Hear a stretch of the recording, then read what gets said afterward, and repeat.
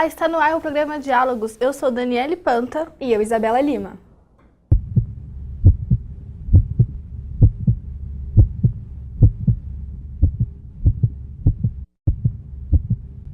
Você é uma pessoa que se preocupa muito com o futuro ao ponto de atrapalhar o seu dia a dia? Fique atento, isso pode ser um sintoma de ansiedade. Esse é o nosso tema de hoje. E para os internautas que mandaram suas dúvidas, acompanhe. Elas vão ser esclarecidas durante o programa. Para falar sobre ansiedade, estamos com a psicóloga Marilda Lippe, também diretora e fundadora do Centro Psicológico de Controle do Estresse. Obrigada pela presença, doutora. É um grande prazer estar com vocês aqui, falando de um assunto extremamente interessante. A ansiedade se torna mais comum em alguns momentos da vida, como no pré-vestibular, durante a faculdade e na carreira profissional. Doutora, se todos nós temos ansiedade, quando é que ela passa de um sentimento comum para um transtorno? Ter ansiedade, um pouco de ansiedade, é normal, desejável. Porque se você não tiver nenhuma ansiedade, você também não tem motivação. Então é muito importante entender que existe uma ansiedade normal, útil, desejável e aquela ansiedade patológica. A ansiedade se torna patológica quando ela ultrapassa o tamanho do seu desafio. Então, por exemplo, se você vai fazer um vestibular e você sabe que você estudou, que você sabe a matéria, não há necessidade de uma ansiedade tão grande. Se ela for grande demais, ela vai atrapalhar você na hora de lembrar as coisas e de realmente dar suas respostas. Você sabe quantas pessoas no mundo sofrem com ansiedade? Nossa repórter Tabata Alexandroni tem os dados. Acompanhe. Dados da Organização Mundial da Saúde mostram que 33% da população global sofre com ansiedade. No Brasil, de cada 10, 4 são diagnosticados com ansiedade patológica, que ultrapassa o nível normal do ser humano e pode causar transtornos físicos e mentais.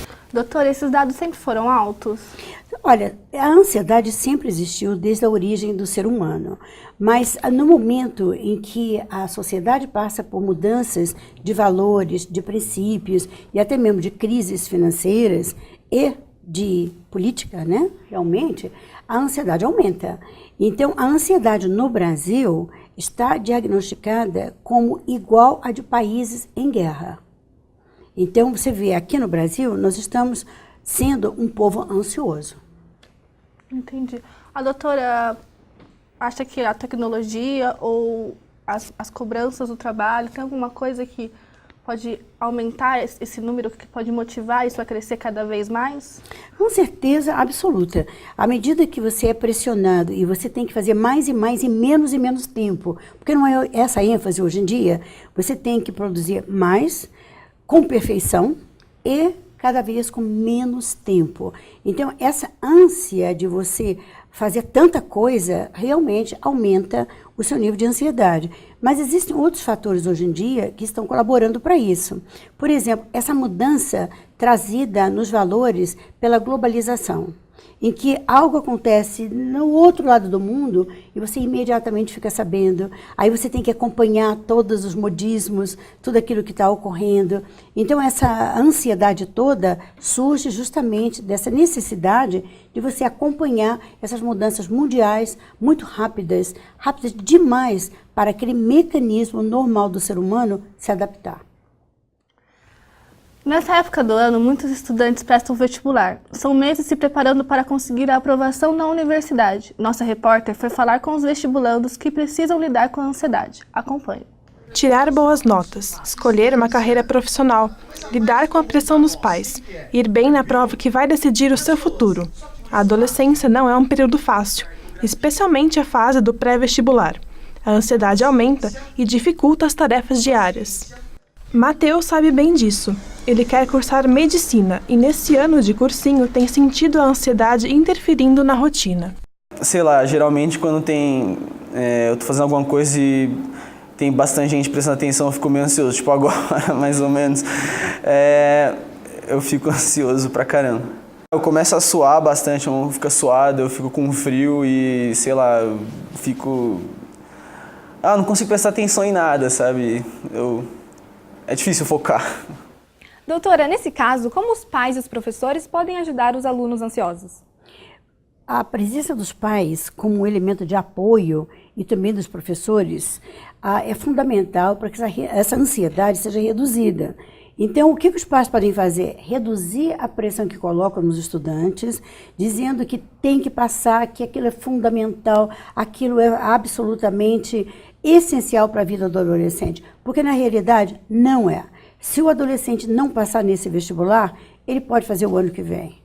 A vida dele não pode ser toda colocada em cima do vestibular, porque, veja, é muita responsabilidade nos ombros de um adolescente que, às vezes, não tem ainda a estrutura para lidar com toda essa tensão. Então, tira o pé do acelerador, exija menos dos seus filhos, dos seus alunos, que eles sairão melhor nas provas. Vamos agora para as dúvidas dos internautas. A Evelyn tem uma pergunta para a doutora. Meu nome é Evelyn, eu tenho 17 anos e sou vestibulando do curso de Medicina Veterinária. E a minha pergunta é o que fazer para minimizar as oscilações do humor durante o período pré-vestibular e pré-semana de provas.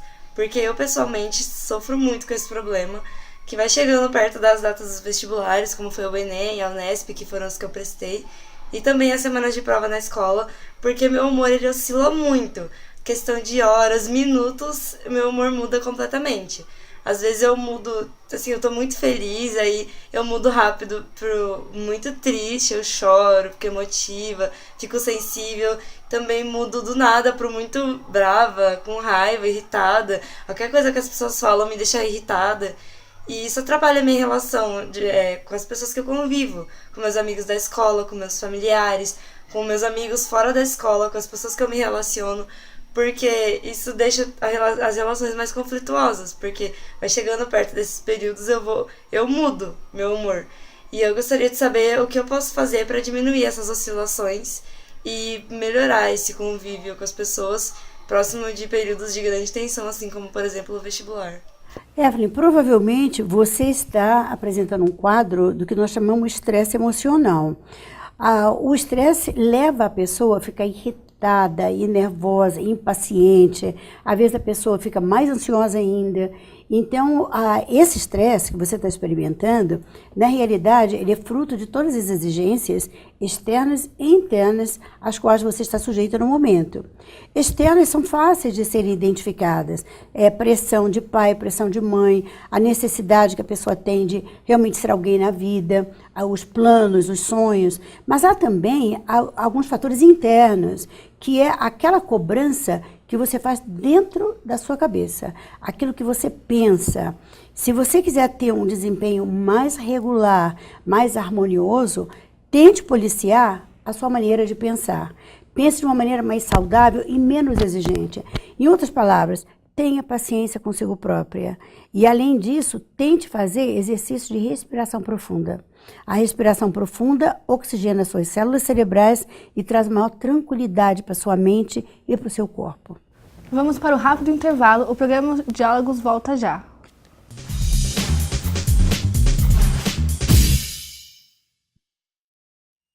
Desde 1972, a Clínica de Fonoaudiologia da PUC Campinas está de portas abertas para a comunidade.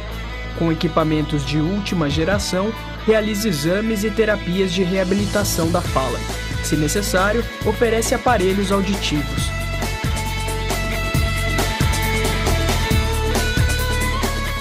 Mais informações pelo telefone 3343-6843.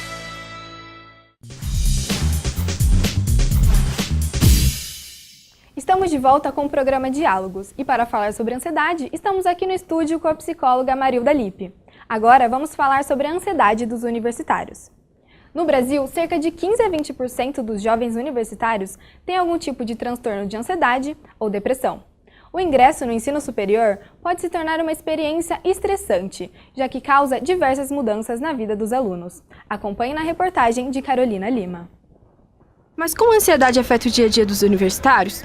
Geralmente atrapalha, porque apesar de eu ter dias que eu tenho crise, eu costumo estar sempre ansioso, então eu corro unha, eu não consigo ficar parado, então ela atrapalha até quando não tem uma crise forte.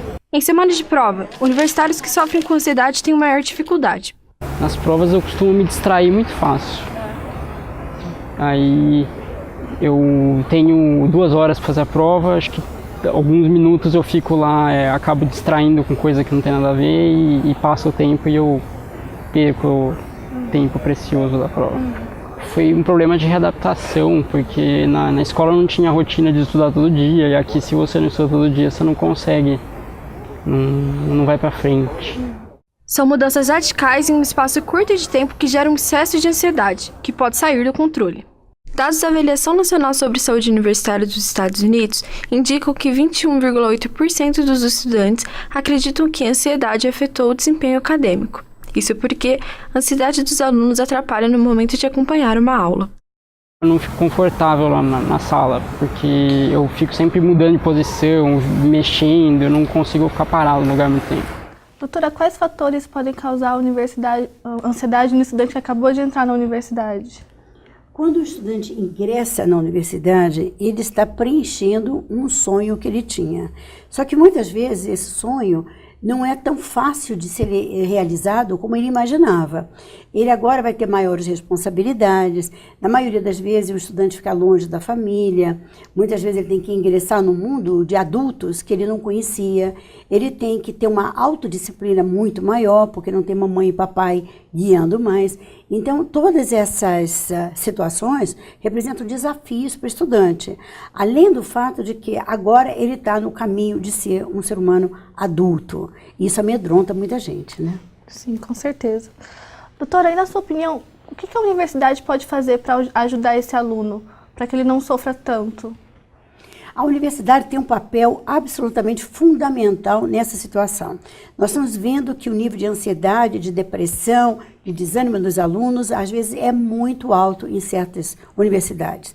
A universidade brasileira, às vezes, não contempla medidas preventivas para ajudar esse aluno a não vir a ter esses problemas de ansiedade, de depressão, até de transtornos mentais.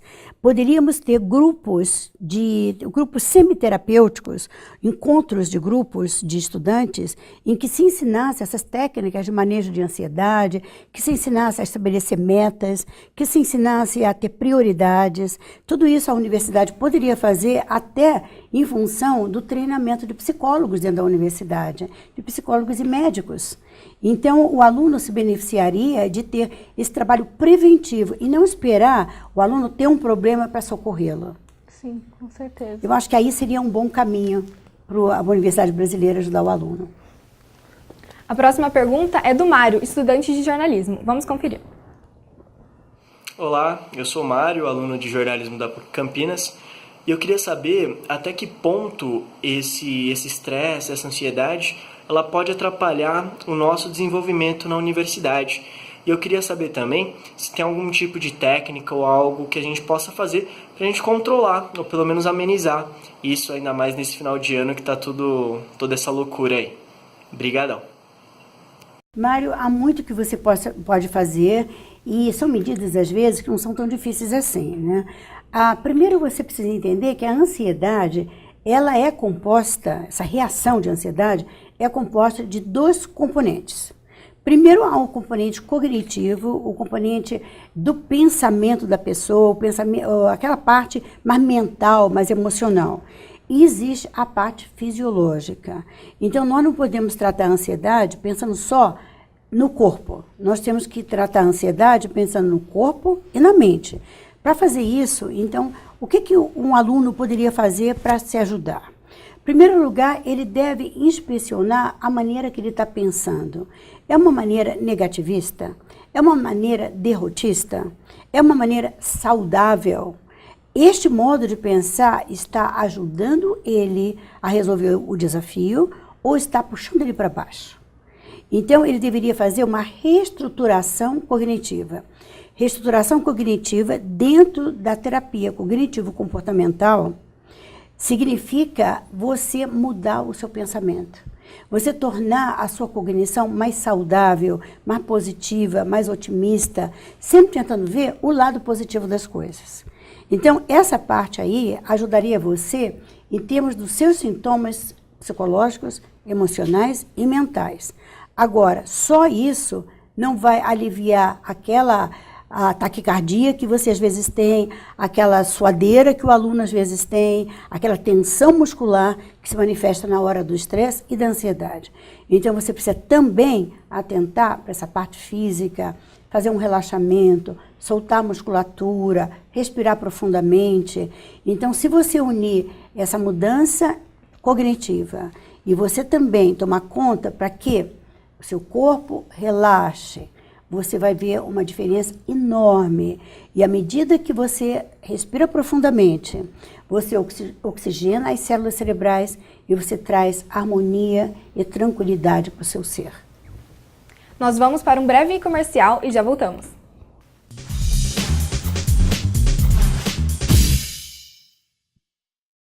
Sabe aquilo que você não conta nem para o seu melhor amigo? Conte com a Clínica de Psicologia da PUC Campinas. Com o apoio de professores e estagiários, a clínica oferece atendimento psicológico gratuitamente. Mais informações pelo telefone 3343-6846.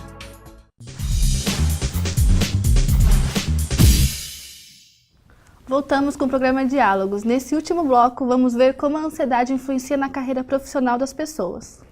É comum os jovens acreditarem que ao chegar na vida adulta, todos os problemas vão se resolver. Com a ansiedade, não é diferente. Já passou a fase do vestibular, a faculdade, o estágio, o trabalho de conclusão de curso. E a ansiedade também passou? Nem sempre.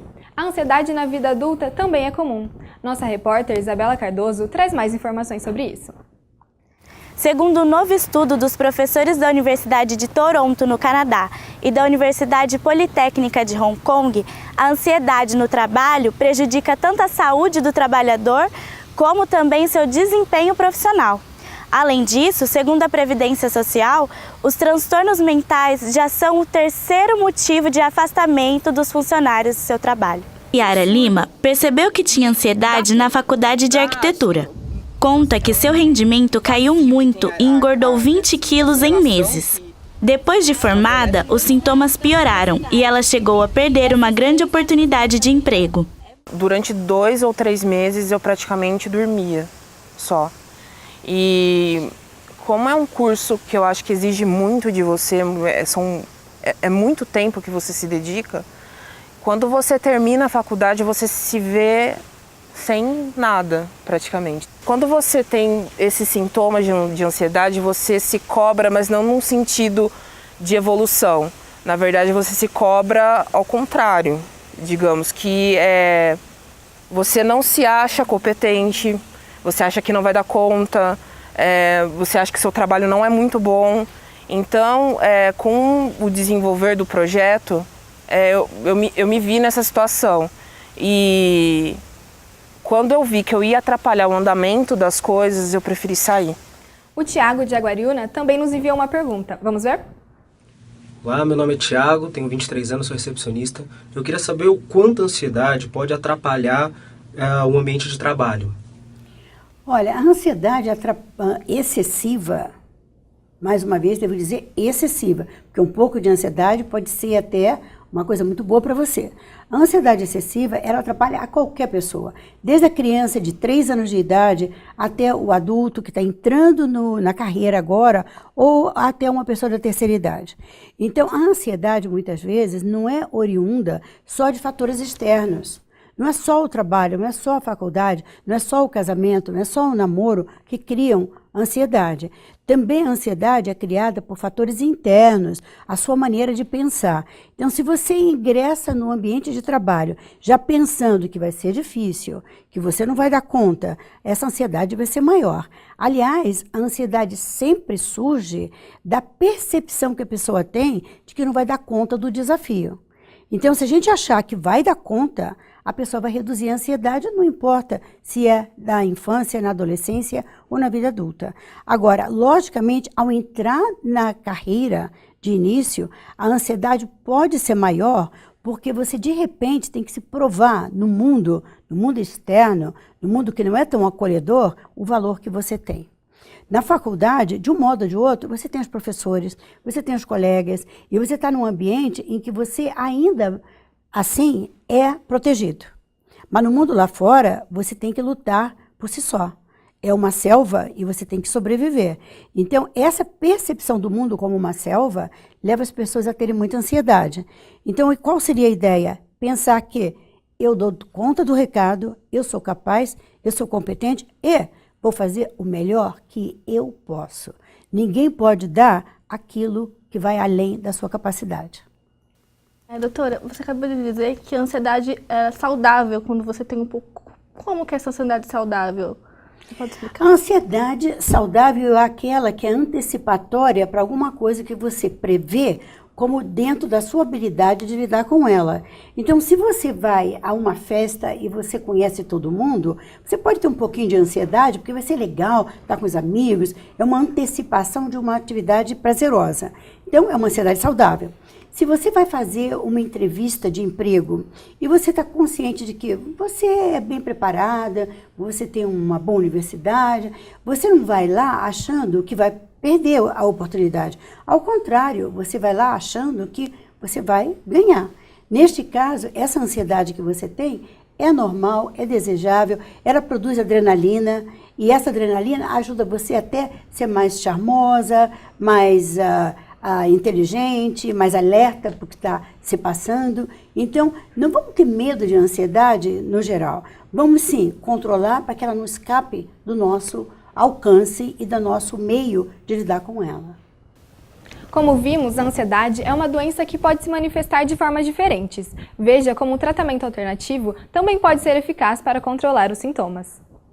Karina é professora de rede municipal e conta que sua profissão a ajuda a exercitar a paciência. Ela é ansiosa desde criança. Já fez tratamento de homeopatia, acupuntura e acompanhamento com psicólogos. Hoje faz yoga e percebeu que é a melhor forma de controlar sua ansiedade. Eu percebi que o yoga não tem nada, nenhuma mística em torno disso, entende? São exercícios respiratórios. Tem as asanas, né, que são as posturas. Que você, o yoga, na realidade, tem várias vertentes. Então, tem essa questão da postura, que é legal também, que é um trabalho corporal interessantíssimo. Mas tem aquele yoga que você pode fazer sozinho, né?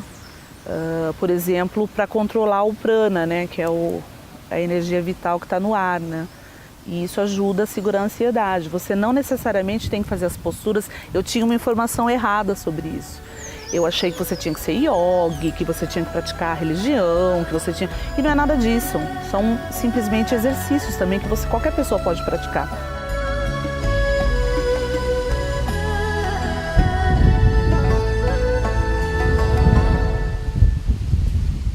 Agora vamos falar um pouco sobre tratamento. Doutora, você concorda que uma pessoa deve tentar mais de um tratamento simultaneamente? Às vezes algum hobby também pode ajudar, como fotografia, ler um livro? Olha, qualquer coisa que distraia a pessoa daquela preocupação fundamental que está criando toda aquela ansiedade vai ajudá-la. Agora, seria interessante para uma pessoa que tem muitos episódios de ansiedade fazer um tratamento psicológico. A melhor forma de terapia é a cognitivo-comportamental, porque trabalha nas suas cognições e no seu comportamento. Agora, há muitas pessoas que se beneficiam muito de fazer também uma acupuntura. Então, a acupuntura, junto com o tratamento psicológico, em geral, dá à pessoa elementos para poder lidar bem com aquela situação de ansiedade que ela tem. Agora, tudo mais pode ser útil também. Yoga pode ser extremamente útil. A pessoa fazer exercício de relaxamento, a pessoa sair, ver a natureza, caminhar, fazer exercício físico. Todas essas coisas ajudam muito. Agora, essas coisas que controlam só sintomas, elas não podem ser utilizadas como método de tratamento único, porque você precisaria tratar a causa do problema. O que está levando alguém a enfrentar aquele desafio como grande demais? O que está levando aquela pessoa a ver a vida como tão negativa? Então aí é que a terapia cognitivo-comportamental vai ajudar o ser humano, porque vai direto na base e ajuda ele a tratar aquilo que dá origem a toda aquela ansiedade. Agora, essas outras técnicas são muito úteis para reduzir a sintomatologia, ao mesmo tempo que a terapia ajuda a ver a causa do problema. Doutora, muito obrigada pela sua participação no nosso programa, foi um prazer. Foi um grande prazer, sucesso para vocês. Muito obrigada, doutora. O programa Diálogos fica por aqui, até a próxima edição. Tchau!